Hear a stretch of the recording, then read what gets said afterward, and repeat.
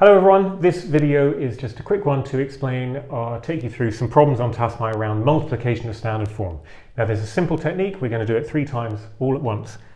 First of all, you multiply the number part, then you multiply the tens part, which involves adding the powers, and then finally, if needed, you adjust it to make sure it fits to the convention of standard form. I'll explain that when it comes up. So first of all, multiplying the numbers.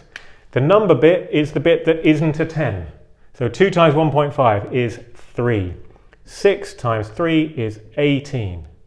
And 1.5 times 7 is 10.5. That's that bit done.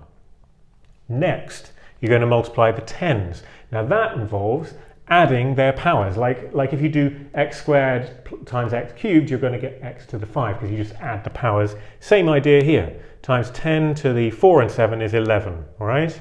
Get rid of that because it's a bit in the way. Next one, same idea.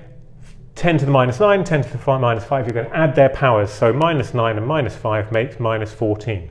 10 to the minus 14. And same thing here. We've got 7 and minus 9. So that's going to make times 10 to the minus 2. Finally, because these two don't fit the convention, this number should be between 1 and 10, we're going to have to adjust this. Very simple. You're just going to move the decimal point so it becomes 1.8. Now that's 10 times smaller, so we've got to make this 10 times bigger. In this case, minus 14 becomes minus 13. Done.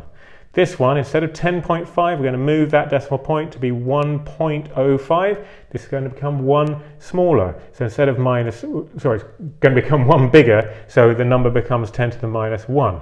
This has got smaller, that's got bigger. We've made the adjustment. That's it, multiplication done.